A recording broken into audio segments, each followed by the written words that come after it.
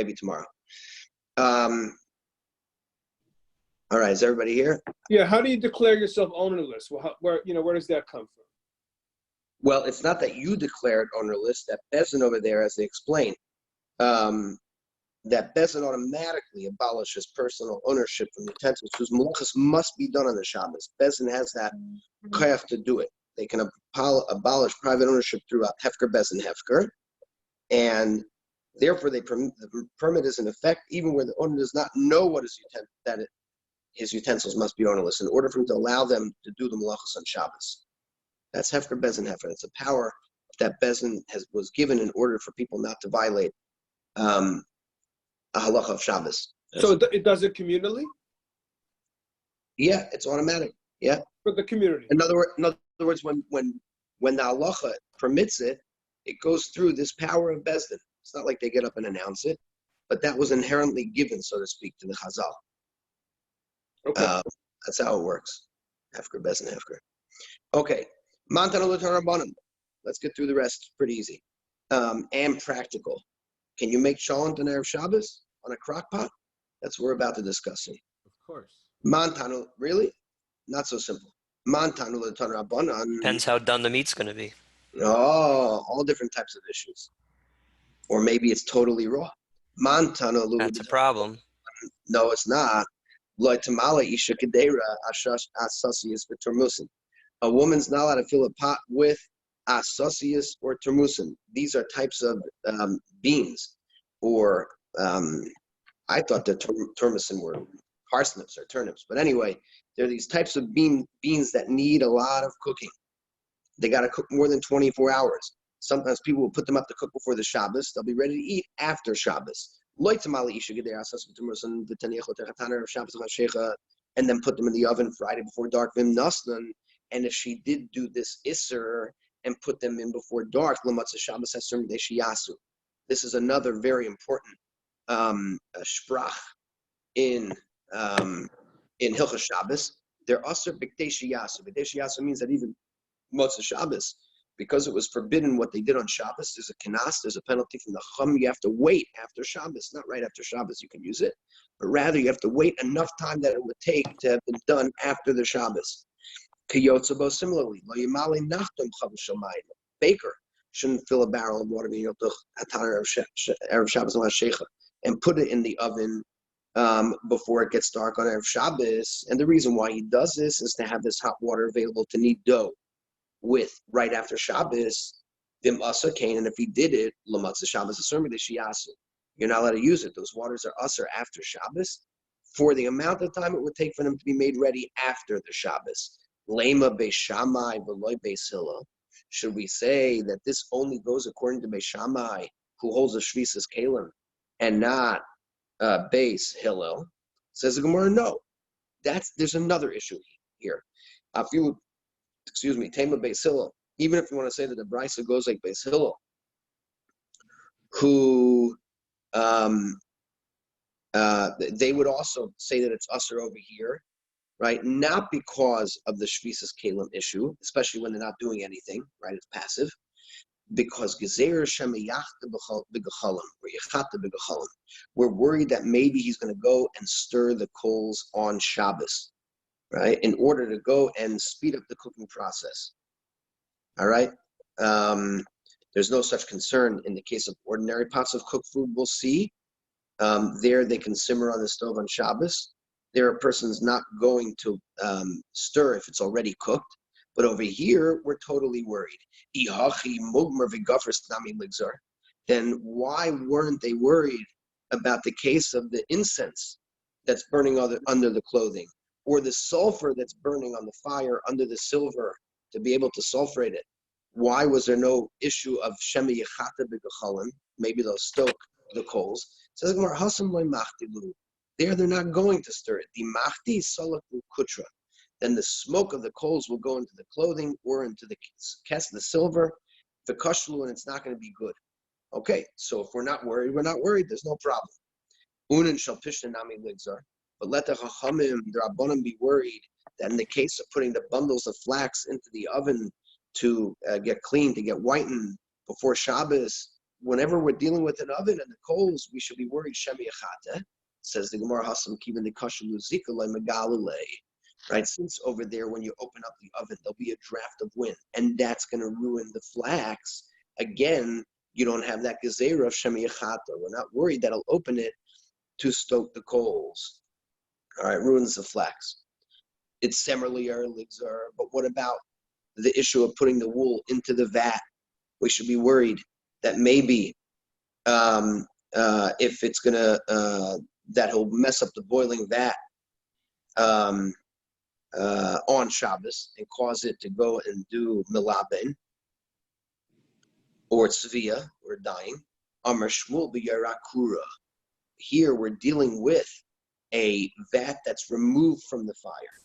So there's no coals that someone's going to come to stir. It is boiling, but they put it on before Shabbos. If it would be on Shabbos, it would be a problem. If it was on the fire, it would be a problem. But it just stays in this boiling water, and we're not worried. Even if you do it, there's no gecholim. So even if it's removed, but maybe you'll come to stir it. And if you stir it, we're worrying that it's going to cook or whatever the story is, dying, whatever the issue is. But over here, it's actually a machlokes, either Rashi or Taisus, whether when you stir this vat and the wool's in it, either it'll be a problem of bitchul, of cooking, or it's severe or dying. Why shouldn't we worry about that, even if there's no coals? You're going to continue the process or complete the process. It says the Gemara ba'akura, but v'tucha. The vat's removed from the fire, but it's sealed. If it's sealed, that's a shmira. We're not worried that he's going to go and unseal it on Shabbos to speed it up.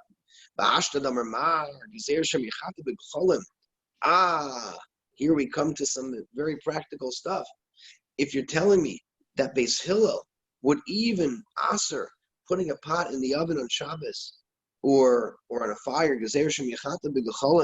because maybe you'll go and stoke the coals, which is havara, burning. High kedera chaisa. So if you have a case of raw food, you have raw challah, you put it up before Shabbos. You're allowed to go and leave it Friday before it gets dark, and it'll continue cooking in the evening, and you'll eat it Shabbos day. My taima, kivan d'lechazi l'orta, since it's not fit for that night, no matter what, it's totally raw. We're not worried that he's going to go and turn up or down the flame or stoke the coals. Again, we're not worried about stoking the coals nowadays, but you could play around with the dial. Or if it is on a gas flame, we're worried about that. We're not worried that you're going to come to stir. Ubashil, and similarly, if it's totally cooked, shaper dummy, then you're allowed to let it simmer on the fire on Shabbos also. There's no concern that you're going to stoke it because it's totally cooked. Okay, so those are the two so far, totally cooked or totally raw. Bashal le bashal aser. But in a case where it's cooked but not fully cooked, it's partially cooked, then it would be aser because maybe you'll move or play around with the fire, stoke the coals. Vishada begar mechaya, but here's a loophole.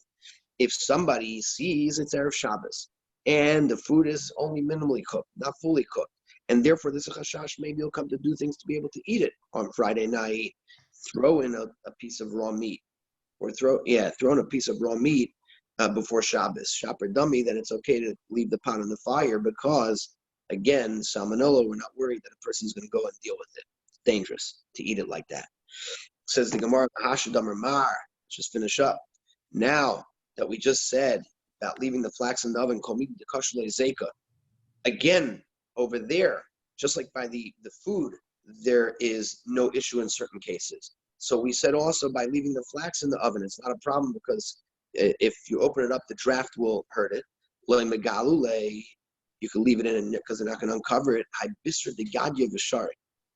Right? In a case of gedim meat of a kid, a baby goat, which is tender, and it'll be harmed by a draft, or an oven that is sharik, that's sealed with clay, shaper dummy, then you're allowed to let it roast in the oven on Shabbos. The barchav aloy sharik, or the other way, if you have meat of a mature ram, or a ram, whatever it is, or a grown goat, so it's tough, it's unaffected by a draft, and the oven is not sealed, Aser. That would be a problem of Shabbos.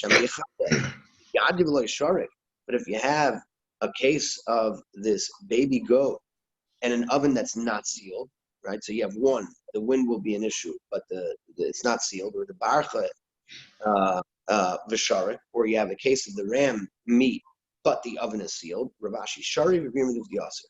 Ravashi holds there it's mutter. Rabbi Yirmiyah holds nonetheless it is still Aser. Okay, one factor is not enough. All right, or we'll see soon what else. Ravashi the shari, but according to Ravashi, who says that it's mutter but tanan, we learned in the Mishnah, ain't tzelem basar batzal ubeya alakadeshu tzelem b'yayim. You're not allowed to roast meat, onions, or eggs unless there's enough time for them to roast while it is still day. And they're referring to, it doesn't differentiate. It says you're not allowed to roast meat, and l'chayr it's referring to all types of meat. That would be a kash on Ravashi that says that if it's kids' meat, you can let it go. All right, and the Gemara, even at this point, accepts that the mission there is not referring to a sealed oven. Right? If it's a sealed oven, then everybody, we said before, would be matter by a kid's meat. Hasam de barcha le'sharik. No, Ravashi will say there it's talking about specifically a older, mature ram, and the oven's not sealed. That's the problem. Ikadamri, very, very quickly, let's get through this. There was just another brisa, so we'll be familiar with this. It's just said, it was said the other way. Ikadamri, the gadya, in regards to meat of a baby goat. Bein sharik, bein le'sharik, whether the oven's sealed or not, shap or dummy. You're allowed to let it roast on Shabbos because it's kid meat. The barcha nami sharik, and even if the meat is of a barcha, mature ram, and the oven is sealed, there's no issue of shemi yachata shabbat dummy. It's okay. Keep pligi the barcha v'le sharik, where the machlekes is when we're dealing with a mature ram and the oven is not sealed. Even over there would be machlekes, right? You got two issues.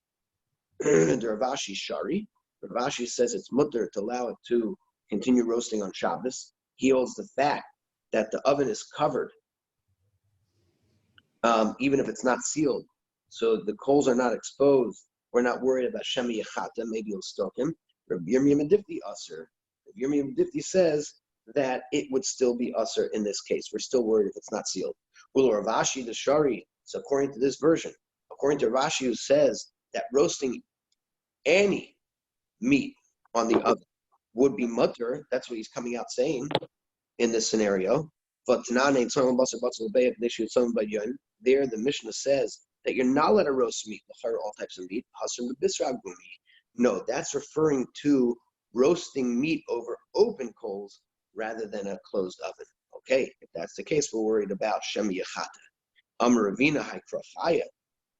In the case of raw squash, shop or dummy, you can let it roast in the oven on Shabbos, keep it the kosher zeka, because again, if you would open it and the wind would go in, it would not be beneficial. It would be detrimental for the raw squash. Kabisser the gadya dummy. It's like kid meat, and you're allowed to let it continue on Shabbos. Okay. Where are we holding over here? The two dots, Beishamai and Marfa. Okay, it's 8:12. Sorry, Zach, you got to hold on for 2 minutes. Beishamai says, Ein Marfa. I get 2 minutes back for the technical difficulty. I try to be done no matter what. Beishamai, Ein Marfa. You're not allowed to sell to a guy on Friday. Beis Hillel said it was mutter, either because of Marasayan. Beis Hillel said we're not worried. A person's not allowed to sell something to a guy. He's not allowed to lend him. And shouldn't lend him. What's the difference between lending and lending? They're both lending. She'ela means that he's going to use it and give back the actual thing. Halva, we know kesef mayas like sonitnu. You lend them to use and he'll give you back something equivalent. He's not going to give you back the same thing. But either way, you're not allowed to do any of this to a guy. You're not allowed to give it to him as a gift. Unless there's enough time for the guy to reach his house before Shabbos. Okay? And even though in all these cases the guy is transporting the article for himself, you sold it to the guy, you gifted it to the guy, not for the yid. The Shammai's worried about Maris Ayin. People are going to think that he's doing it on behalf of, it's the appearance. We're worried the people are going to think he's doing it on behalf of the yid. Beis Hillel says, these are mutter, even if there's enough time for the guy to reach the house nearest to the wall of the city where the guy lives. Okay? The first house inside the city, even if it's not his own house, because theoretically he could put the chayfetz there in that house before the Shabbos and not carry it. Rabbi Akiva says, Kadeshi Yetzim Pesach Pesach. Right? He's much more makel. As long as there's enough time for him to get out of the Yid's house before the Shabbos, it is okay. As long as he leaves before Shabbos, the Yid's house, there's no reason for people to make any assumption that he's running an errand for the Yid. When one sees a guy carrying things out of the Jew's house on Shabbos itself, then there's a problem. But if he leaves the Jew's house before Shabbos, then too bad. We're not worried about Maris Ayin. Amar Rabbi Yossi, Rabbi Yehuda, Hein Divrei Kiva, Hein Divrei Beis Hillel. Rabbi Kiva lefarish Divrei Beis Hillel. Rabbi Kiva is not really arguing on Beis Hillel. He's just coming to explain. Okay, we'll end with this. 46, Rabbi Paul. 46. Rabbi Akiva is not disputing Beis Hillel, but rather the Tanakama of the Brisa, who quotes Beis Hillel as ruling that the Gentile must be able to arrive in his city before the Sabbath. Rabbi Akiva maintains that Beis Hillel never said this. Rather, Beis Hillel said that these acts are permitted as long as the Gentile removes the article from the Jew's house before the Sabbath. Our Mishnah's presentation of Beis Hillel's view follows Rabbi Akiva's version of it. Okay, so again, if we follow that, we're not worried about all these Marasayim things. As opposed to if it's on Shabbos, even if the guy's not carrying the Yid stuff, but if he leaves the Jew's house on Shabbos, then it appears that he's doing it on behalf of the Yid. Or it could be that people will think that there was some type of sale done on Shabbos. They wouldn't know.